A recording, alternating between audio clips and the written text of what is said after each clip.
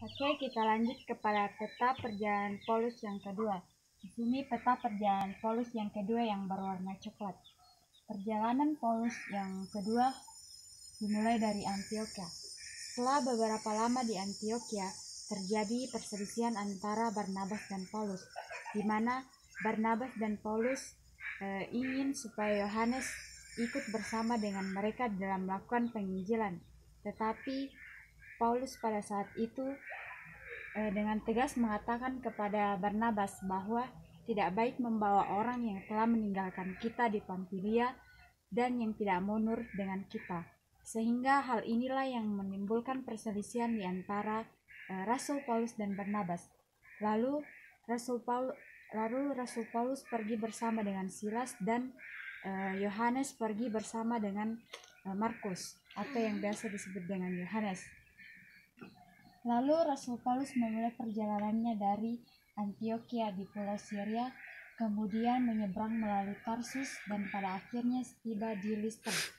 Ketika berada di Listra, ia bertemu dengan seorang yang bernama Timotius, di mana Timotius ini adalah seorang yang percaya akan Tuhan Yesus pada waktu itu, dan ia beserta dengan keluarganya juga percaya akan Tuhan Yesus.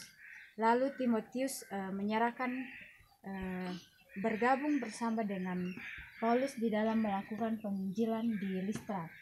Lalu Paulus melewati pulau Frigia dan Misia. Ketika tiba di Misia, Paulus dan rekan kerjanya ingin masuk ke dalam Bithania, tetapi Roh Kudus pada saat itu tidak mengizinkan Rasul Paulus bersama dengan rekan kerjanya untuk masuk ke dalam Bithania ini. Setelah melintasi Misia, kemudian Rasul Paulus bertolak ke Troas. Pada malam harinya, Paulus bermimpi ada seorang dari Makedonia yang berteriak minta tolong kepadanya. Lalu seketika itu juga Paulus bertolak melalui Samotrake dan Neapolis dan pada akhirnya sampai di Filipi. Ketika berada di Filipi, ia bertemu dengan seorang yang bernama Lydia, di mana Lydia ini adalah seorang yang percaya akan Tuhan Yesus pada waktu itu. Ia menyuruh Rasul Paulus dan rekan kerjanya untuk tinggal bersama mereka di rumahnya. Setelah beberapa lama, Rasul Paulus pada saat itu, orang-orang yang ada di Filipi ini menganggap bahwa Rasul Paulus mengacaukan kota mereka, sehingga mereka menangkap Rasul Paulus dan memasukkannya ke dalam penjara. Ketika pada malam hari, Paulus berdoa dan menyanyikan puji-pujian kepada Tuhan. Lalu seketika itu juga terjadi gempa bumi yang sangat dahsyat, di mana sendi-sendi dari penjara tersebut goyah.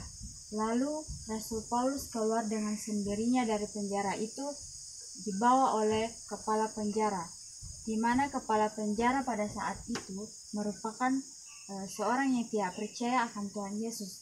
Lalu ia menyerahkan dirinya bersama dengan keluarganya supaya dan meminta kepada Rasul Paulus supaya membaptis mereka. Setelah dari Filipi, kemudian Rasul Paulus melanjutkan perjalanannya ke Tesalonika. Ketika berada di Tesalonika, Rasul Paulus mulai masuk ke dalam rumah ibadat orang-orang Yahudi pada saat itu dan memberitakan Injil kepadanya. Ketika berada di sana, ada beberapa orang yang percaya akan firman yang diberitakan oleh Rasul Paulus ketika berada di Tesalonika. Namun, yaitu orang-orang yang percaya pada saat itu adalah orang-orang Yunani. Namun, orang-orang Yahudi di Tesalonika pada saat itu menjadi iri hati kepada Rasul Paulus karena banyak orang yang percaya kepadanya. Lalu Rasul Paulus ditangkap dan diadili pada saat itu. Kemudian dari Tesalonika kemudian melanjutkan perjalanannya ke Berea. Ketika berada di Berea, Rasul Paulus melakukan penginjilan kepada orang-orang Yahudi. Namun baiknya di sana, orang-orang Berea ini lebih baik hatinya dibandingkan dengan orang-orang yang ada di Tesalonika tadi. Ketika Rasul Paulus memberitakan Injil kepadanya, banyak orang-orang Yahudi pada saat itu yang percaya. Dan pada waktu itu ketika orang-orang Yahudi yang ada di Tesalonika mendengar bahwa Rasul Paulus telah memberitakan Injil di Berea, lalu datanglah mereka menghasut orang-orang yang ada di Berea dan menggelisahkan mereka. Tetapi orang-orang di Berea membawa Rasul Paulus ke Athena, dan Timotius dan Silas pada waktu itu masih tinggal di Berea. Ketika Rasul Paulus sudah sampai di Athena, hati Paulus sangat sedih karena di Athena ini terdapat banyak patung-patung penyembah berhala pada saat itu. Dan Paulus mulai memberitakan Injil dan meyakinkan orang-orang di Athena mengenai Injil kebenaran Tuhan Yesus. Tetapi orang-orang di Athena malah berkata, lain kali saja kami mendengar tentang hal itu. Tetapi ketika Rasul Paulus memberitakan Injil di Athena, ada seorang laki-laki dan perempuan yang percaya akan firman Tuhan yang diberitakan olehnya pada saat itu, yaitu Dionysius dan Damaris. Lalu Paulus melanjutkan perjalanannya ke Korintus. Ketika berada di Korintus, Paulus pada saat itu bertemu dengan sepasang suami istri, yaitu Aukilia dan Priscilla, di mana Aukilia dan Priscilla ini merupakan salah seorang yang percaya akan Tuhan Yesus pada saat itu. Lalu mereka menyuruh Rasul Paulus untuk tinggal bersamanya di rumahnya. Setelah pada saat itu Paulus mulai memberitakan Injil kepada orang-orang yang berada di Korintus. Mereka berusaha untuk meyakinkan orang-orang yang ada di Korintus supaya mereka tetap percaya dan percaya bahwa Yesus adalah Mesias. Tetapi orang-orang yang ada di Korintus pada saat itu berkata kepada Paulus, biarlah darahmu tertumpah di atas kepalamu, kami bersih dan kami tidak bersalah.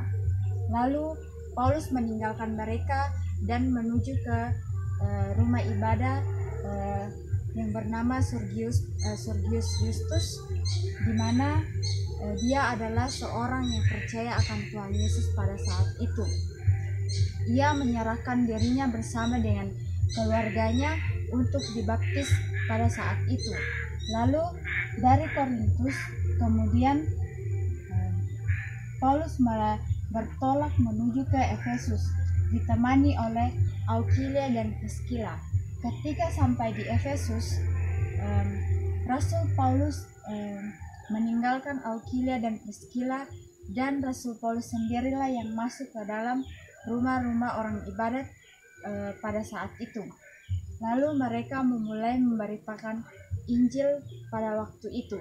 Ia membaptis murid-murid yang ia dapatkan dari setiap kota-kota yang telah ia tempati untuk memberitakan Injil. Mereka membaptis mereka dan meyakinkan mereka supaya mereka tetap percaya akan Tuhan Yesus. Ketika juga Paulus berada di Efesus ini, ia bertemu dengan seorang yang kerasukan setan. Kira-kira pada saat itu ada 7 orang pada saat itu yang bernama Skewa. Setelah dari Efesus, kemudian lanjutkan perjalanannya ke Yerusalem. Namun ketika sebelum melanjutkan perjalanannya ke Yerusalem, Paulus dan rekan-rekan kerjanya bertolak di Kaisarea, kemudian melanjutkan perjalanannya ke Yerusalem. Dan disinilah sebagai titik terakhir dalam misi perjalanan Paulus yang kedua. Itulah tadi mengenai peta perjalanan Rasul Paulus dan rekan-rekannya kerjanya yang kedua. Nah, kesimpulan yang dapat saya petik dari peta perjalanan Paulus yang kedua ini adalah ketika Rasul Paulus melakukan penginjilan di berbagai kota-kota, ada begitu banyak masalah yang ia temui.